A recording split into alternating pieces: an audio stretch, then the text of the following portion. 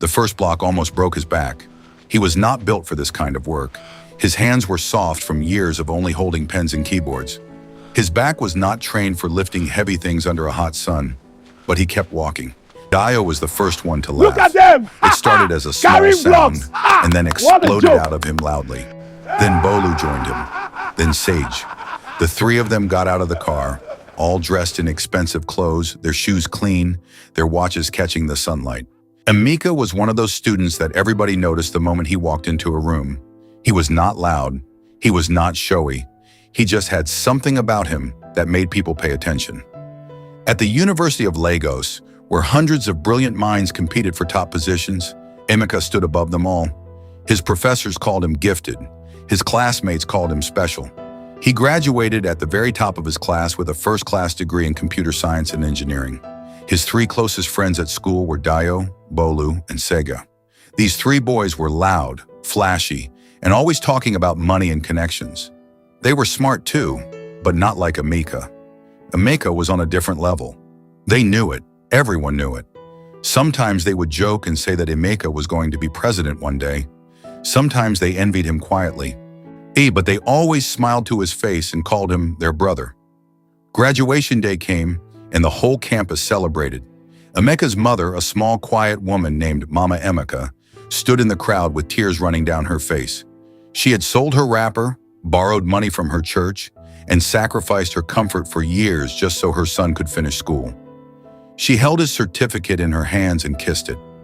She believed with everything inside her that her son was going to change their story forever.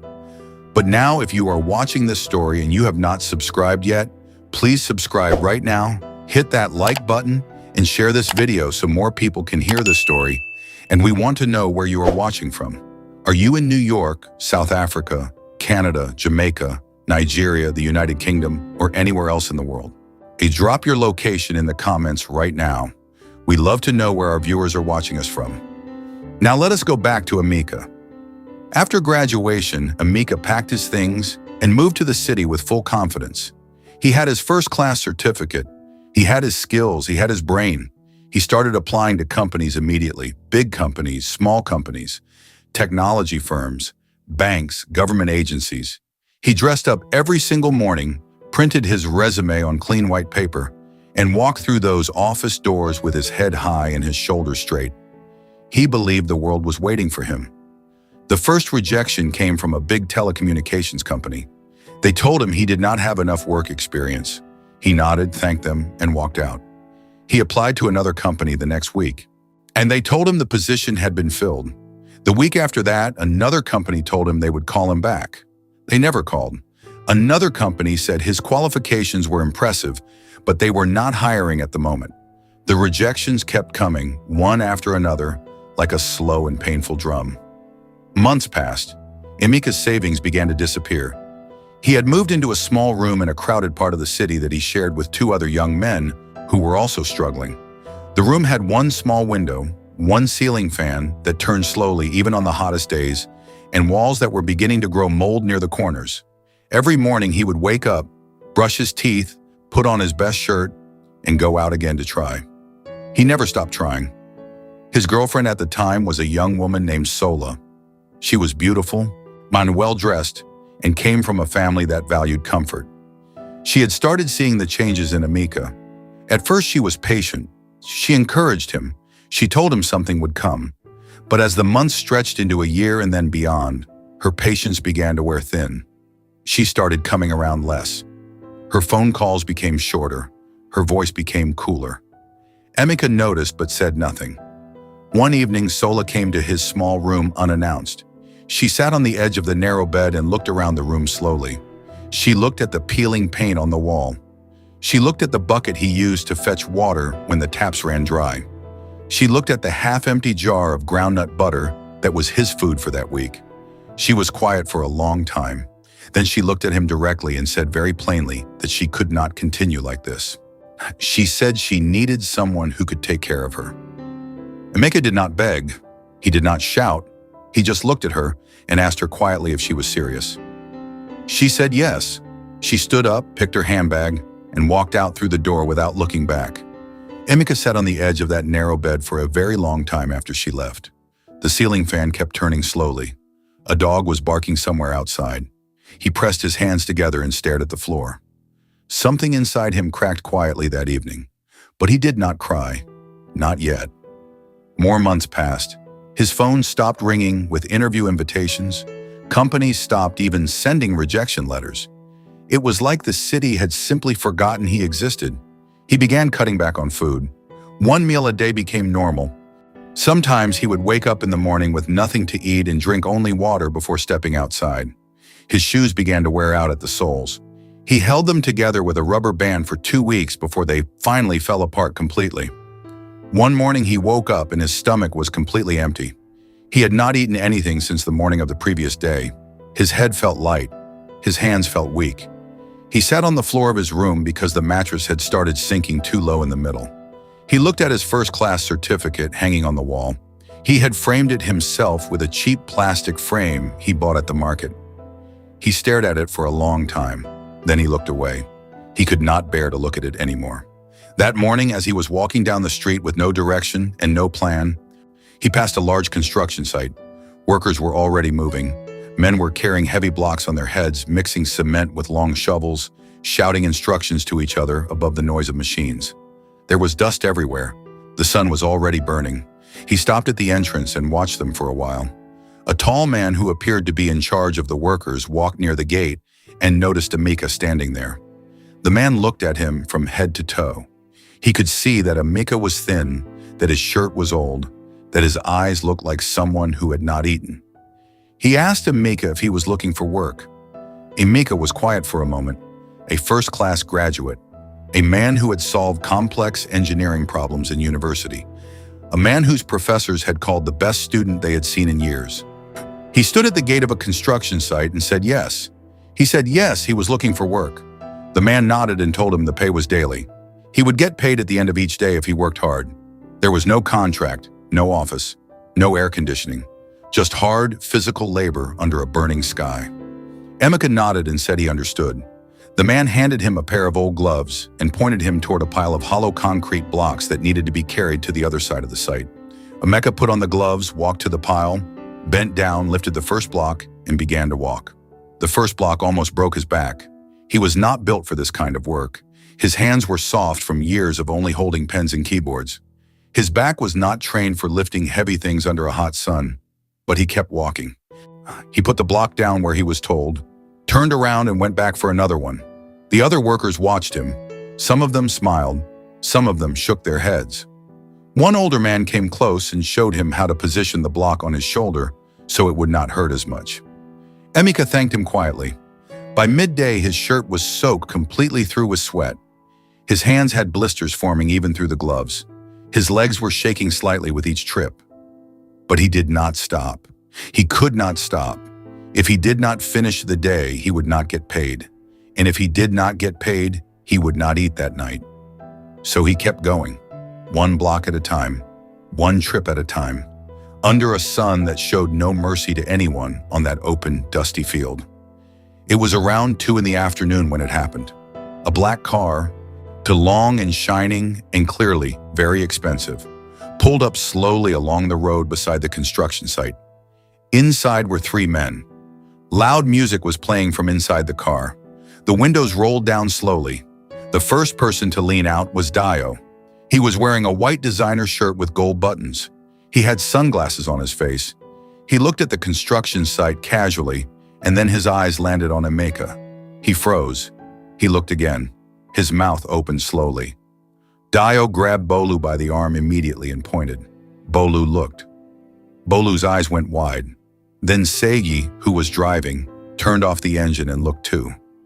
For a moment, they were all completely still, just staring at the man who had graduated top of their class, the man their professors had celebrated, the man they had once envied and called a genius.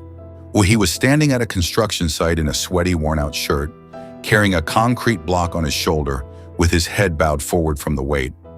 Dio was the first one to laugh. It started as a small sound and then exploded out of him loudly. Then Bolu joined him, then Sage. The 3 of them got out of the car, all dressed in expensive clothes, their shoes clean, their watches catching the sunlight. They stood near the fence of the construction site and pointed at Emeka openly.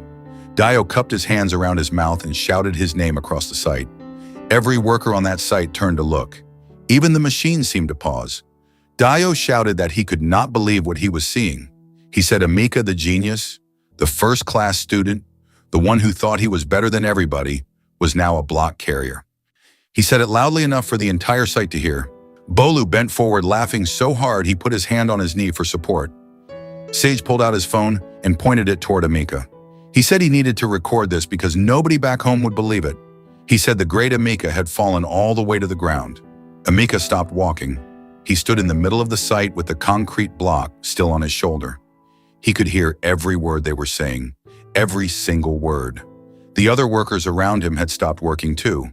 They were watching and listening. Some of them looked uncomfortable. Some of them looked angry on his behalf. The old man who had earlier shown him how to carry the block properly came and stood beside him quietly, not saying anything, just standing there. Dio walked closer to the fence and said even louder that Emeka should have just stayed in his village instead of coming to the city to carry blocks. He said Emeka had wasted his education. He said that while Emeka was carrying cement and dust, the three of them were running companies and driving cars that cost more than most people's entire lives. He said this loudly and clearly, as if he wanted every single person on that site to hear him and understand just how far Emeka had fallen. Emeka slowly lowered the block from his shoulder and placed it on the ground. He stood up straight and looked at the three of them directly. He did not shout. He did not cry. He did not respond at all. He just looked at them for a few seconds with a face that was completely still. Then he turned around and walked back to pick up another block. When he bent down, lifted it, placed it on his shoulder, and continued working. The foreman watching from a distance gave a slow nod. The old worker beside him exhaled deeply, but the laughter did not stop. Dio and his friends stayed near the fence for almost 30 minutes more. They took pictures, they made jokes, they called out more names. At some point, one of the other workers on the site could not take it anymore and shouted at them to go away and leave the man alone. Dio turned and laughed at that worker too, saying he should focus on carrying his own blocks. Finally, after they had gotten enough entertainment, they got back into the shining black car and drove away, the sound of their laughter disappearing slowly down the road. When the workday ended, the foreman walked around and paid each worker in cash. Emeka held his money in his palm. It was enough to buy food for that night, nothing more. He put it in his pocket and walked slowly to the gate. The old worker, who had helped him earlier, walked beside him for a while without speaking.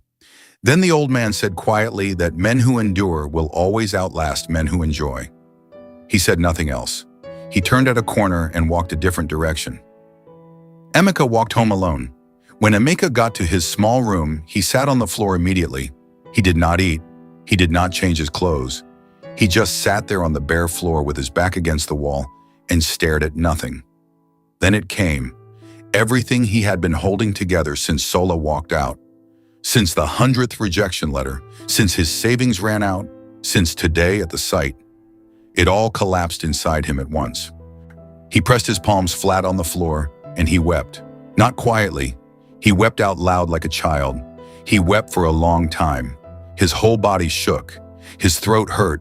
The sound of his crying filled the small room and pressed against those moldy walls. He did not care.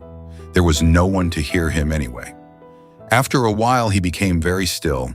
He lay down on the floor right where he was, on the cold, bare floor with no mat or blanket, and stared up at the ceiling.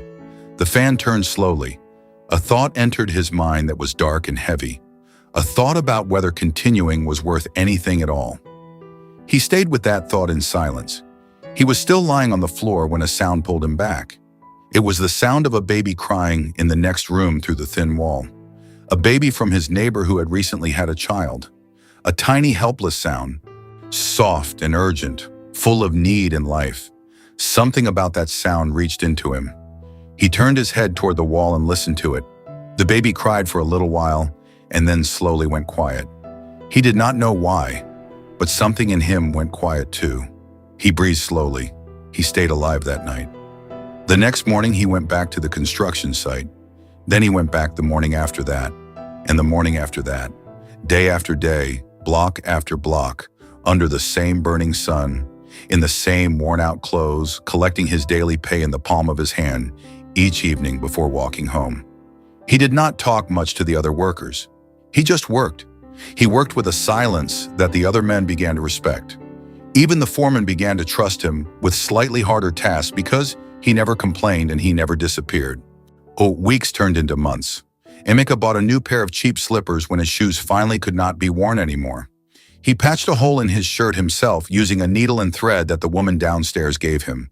He ate simple food and saved every single extra coin he could manage to save. He was not saving toward anything specific. He just could not stand the thought of being completely empty again. So he saved whatever tiny amount he could and kept it folded inside the plastic cover of his old certificate in that cheap frame on the wall. One day, a big announcement went through the community of construction workers in that area. A new project had come, a very large project. A man of enormous wealth had purchased a massive piece of land on the edge of the city and was building a complex there. Not just a building, a whole compound with multiple structures, a private road, security towers, and a facility that no one had seen built privately in that part of the city before.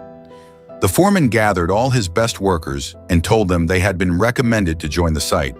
Emeka was among the names called. The new site was breathtaking even in its early state.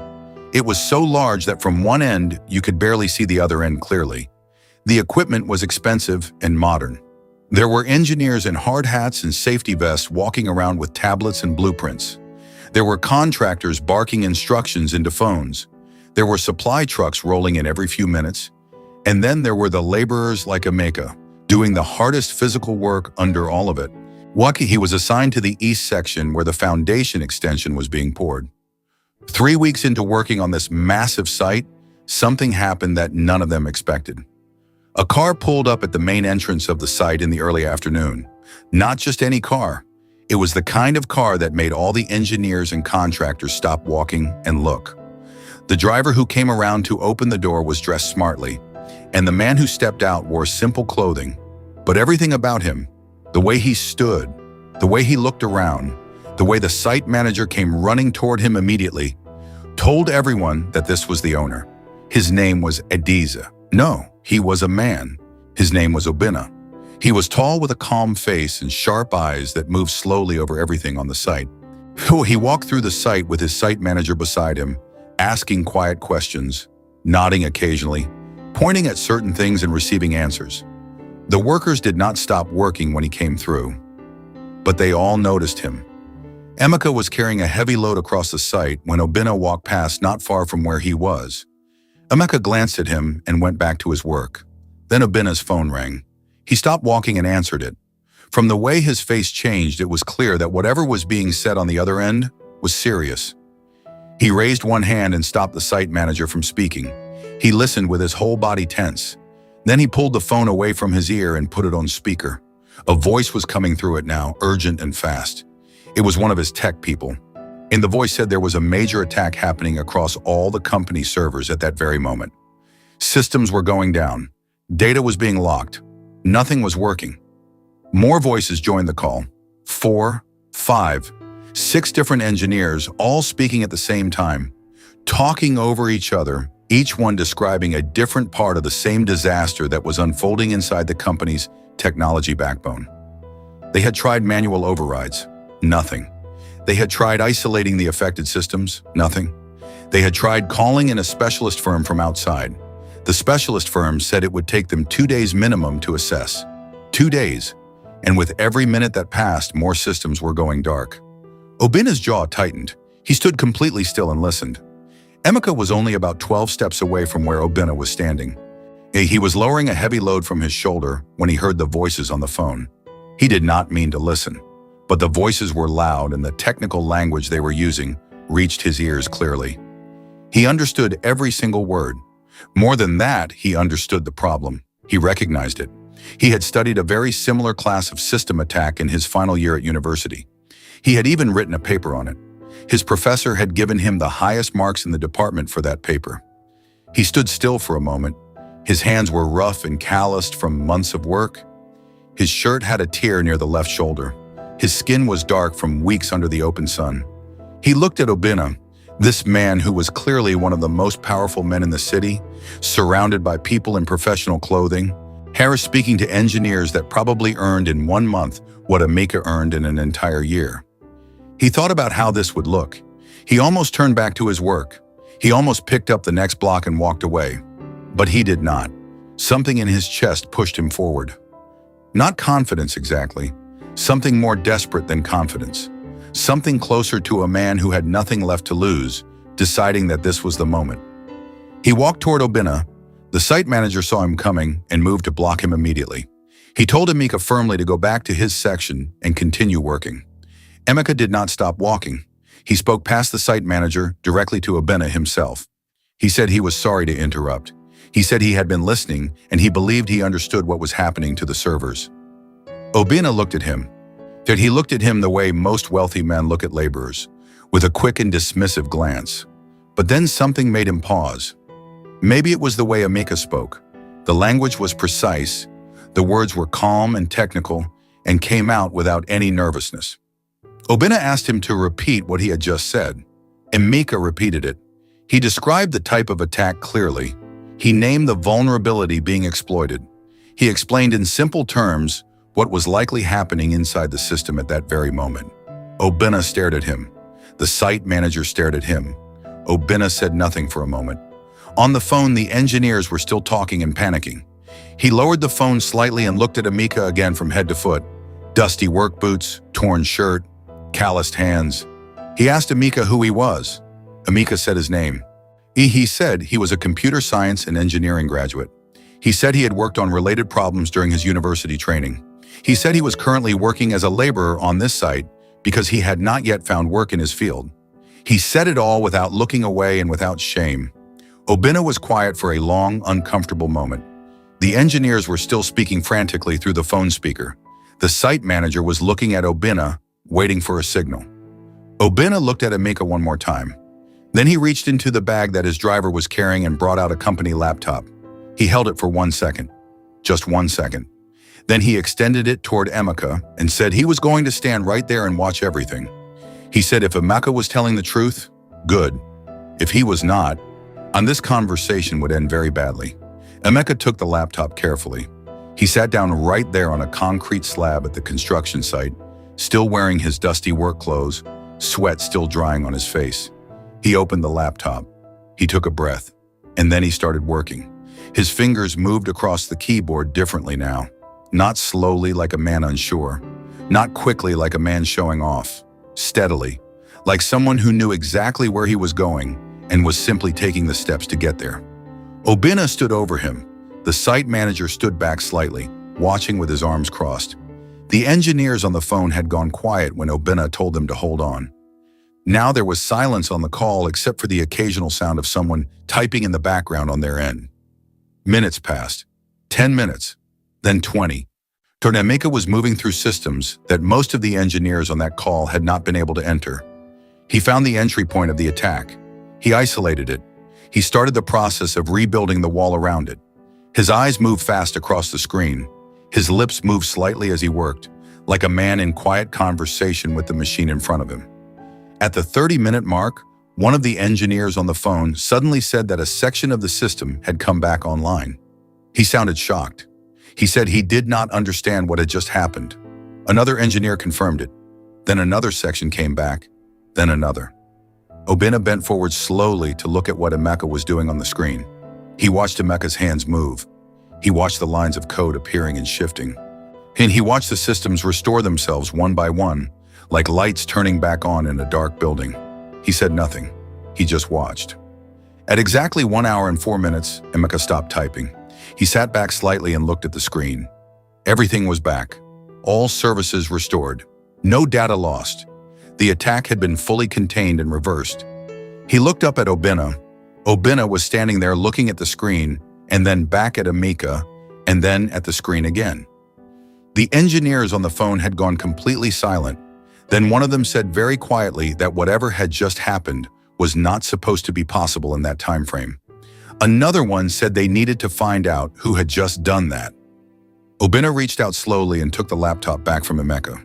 He closed it gently. He stood up straight and looked at Emeka for a long time.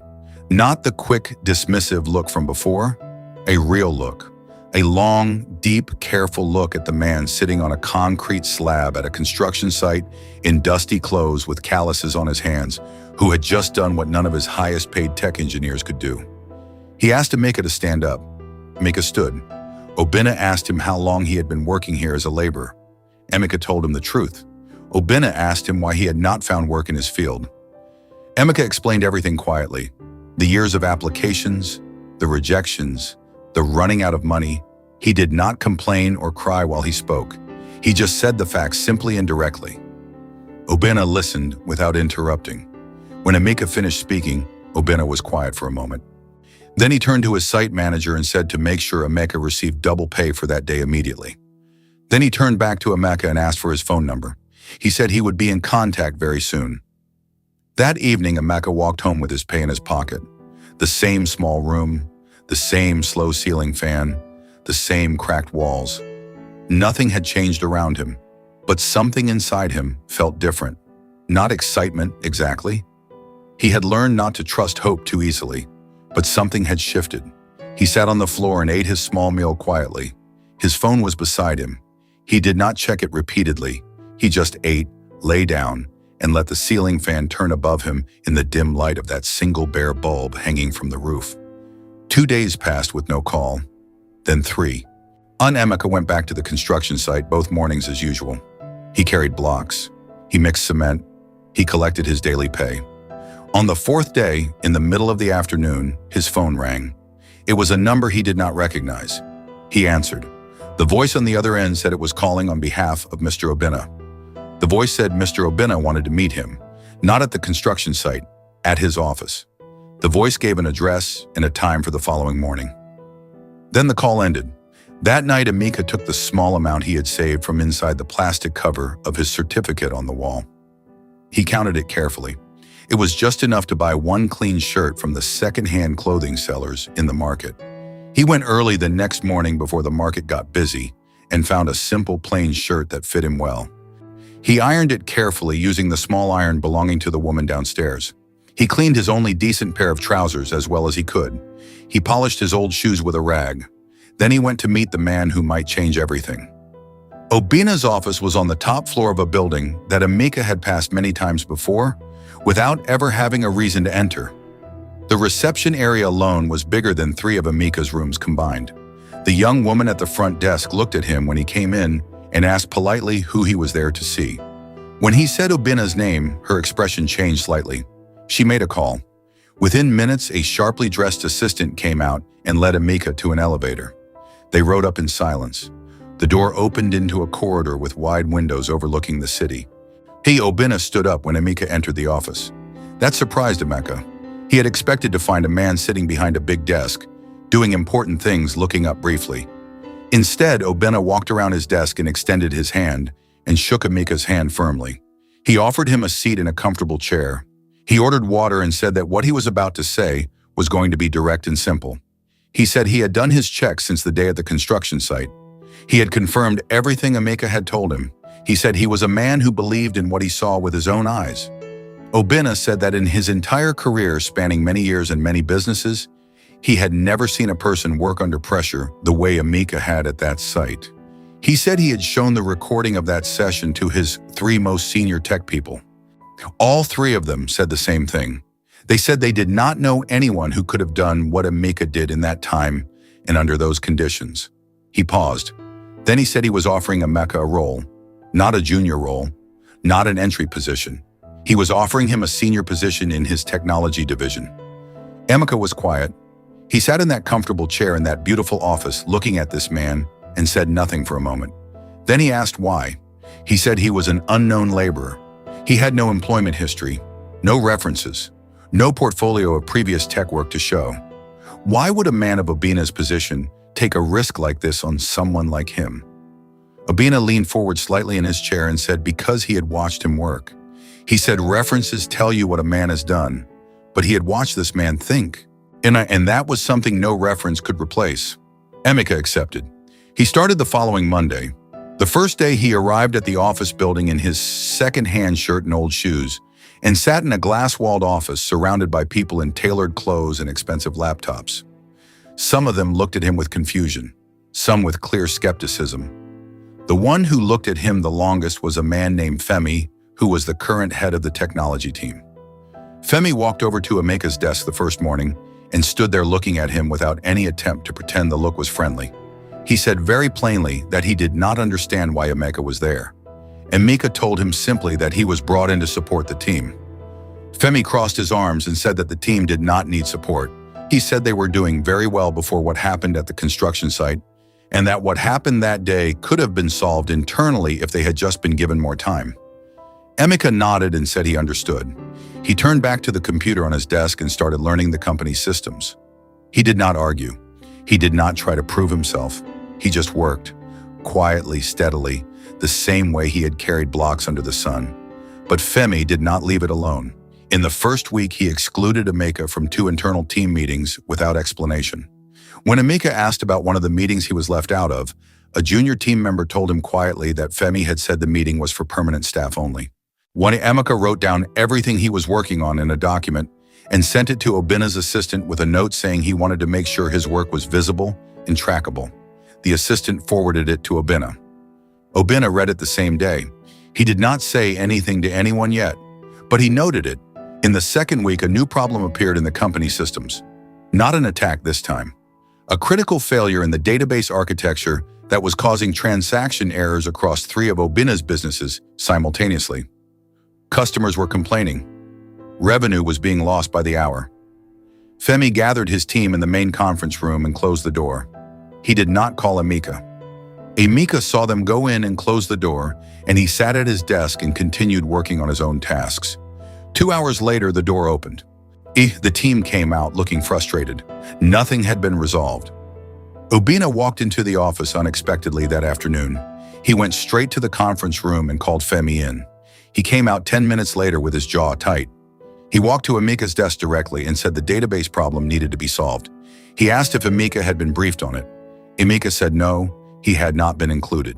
He watched something pass across Obina's face. Obina nodded slowly. He told Emeka to review the system logs from the past 72 hours and tell him what he saw. He said this directly in front of Femi, who had come to stand nearby. Emeka pulled up the logs. He worked through them carefully for about 40 minutes while the rest of the office moved around him. Then he stood up and walked to Obina's office door and knocked. Nani Obina called him in. Emeka sat down and explained the root cause of the problem clearly and exactly. He also explained why the previous attempts to fix it had failed. They had been treating the visible symptom, not the actual cause. He laid out the steps needed to resolve it permanently. Obina listened to every word. Then he called Femi into the office and asked Emeka to explain it again in front of him. The look on Femi's face when Emeka finished explaining was a look that Emeka recognized. It was a very specific kind of discomfort. The discomfort of someone who has spent years believing they are the smartest person in the room and have just discovered they are not. Femi said nothing for a moment. Then he said he would need to verify Emeka's analysis before they implemented anything. Obina said they did not have time to verify. He told Femi to give Emeka full system access immediately and to let him fix it. Femi left the office without responding, but he gave the access. Emeka fixed it in 4 hours. Not 4 days, not 4 weeks, 4 hours. When the systems came back fully stable and the transaction errors stopped, the junior members of the tech team began walking past Emeka's desk and looking at their feet or looking away as if they had not been whispering about him all week. The one named Sede, who had been the coldest to him on the first day, came and sat across from his desk in the afternoon and asked him very quietly how he had found the root cause so quickly. He explained it to her patiently and without any arrogance.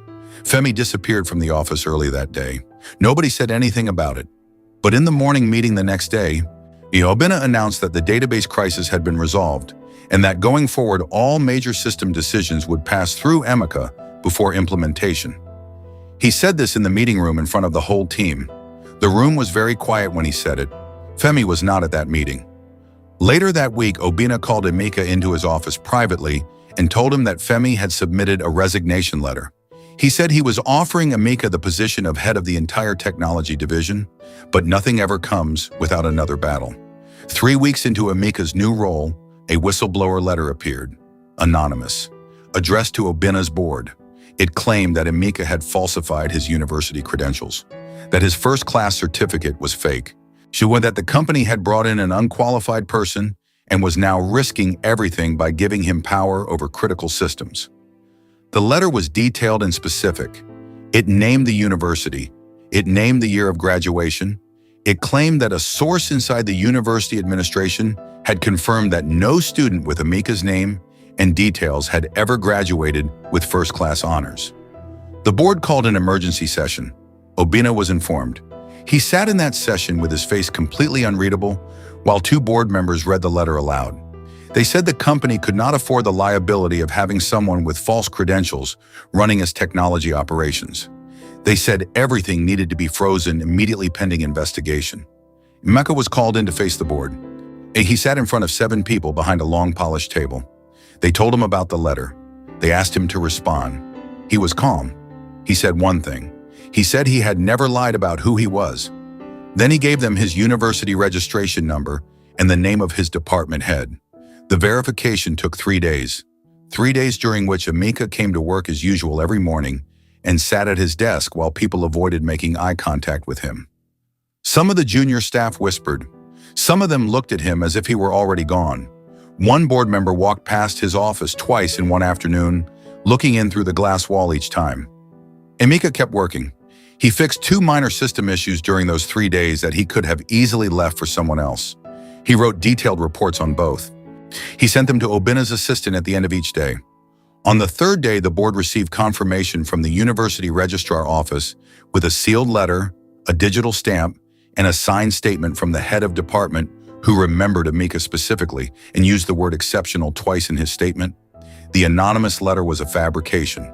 Every single claim in it was false. The board meeting that afternoon was short. Amika was cleared completely. One board member stood and said formally that the accusation had been investigated and found to be entirely without basis.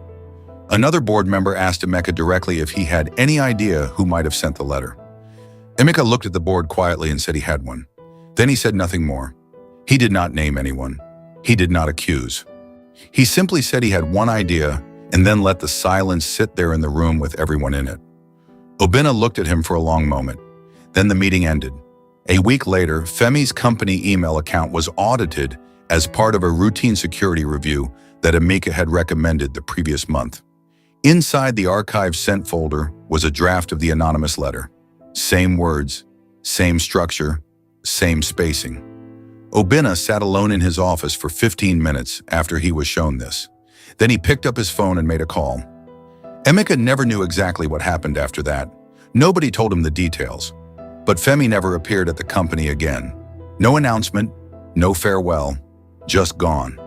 The junior team members stopped whispering. Tersad started sitting at the desk beside Ameka's during lunch and asking questions about the system architecture. The others slowly, one by one, began to treat him like the person he actually was. Not a miracle, not a mystery, just someone who knew what he was doing and did it every single day without stopping. Then came the day that no one on that team ever forgot. It was a Tuesday. Obina called Amika into the office early in the morning.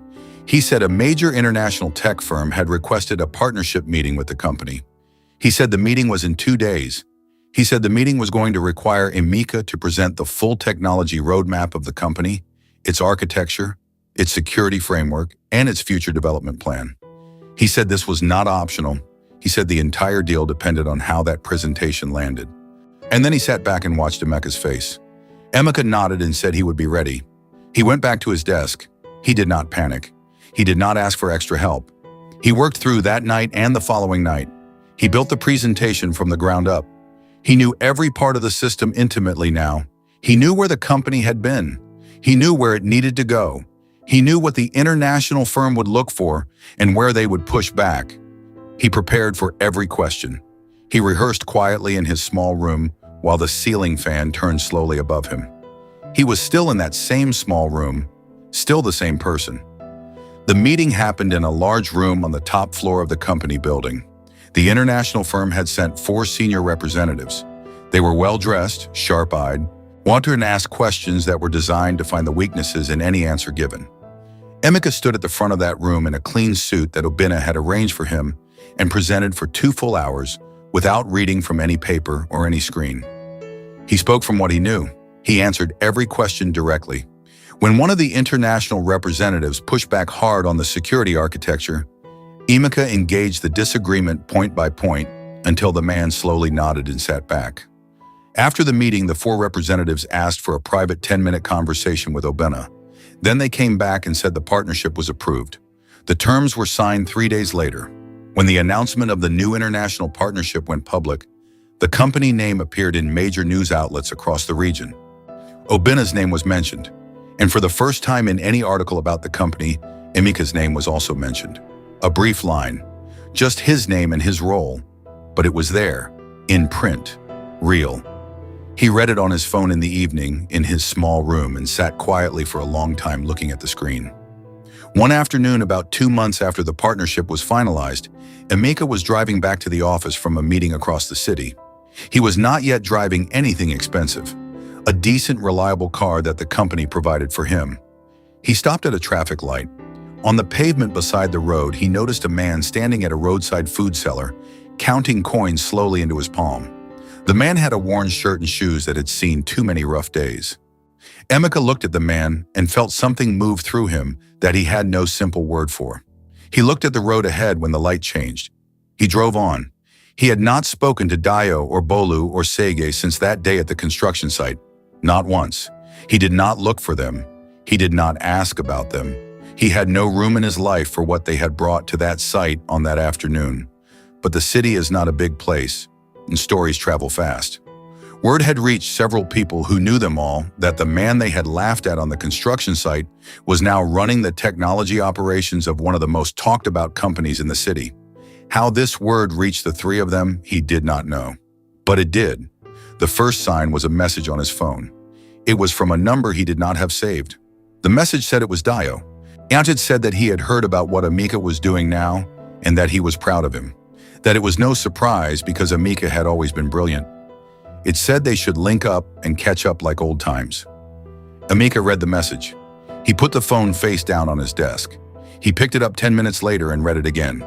Then he put it face down again. He did not reply that day. He did not reply the next day either.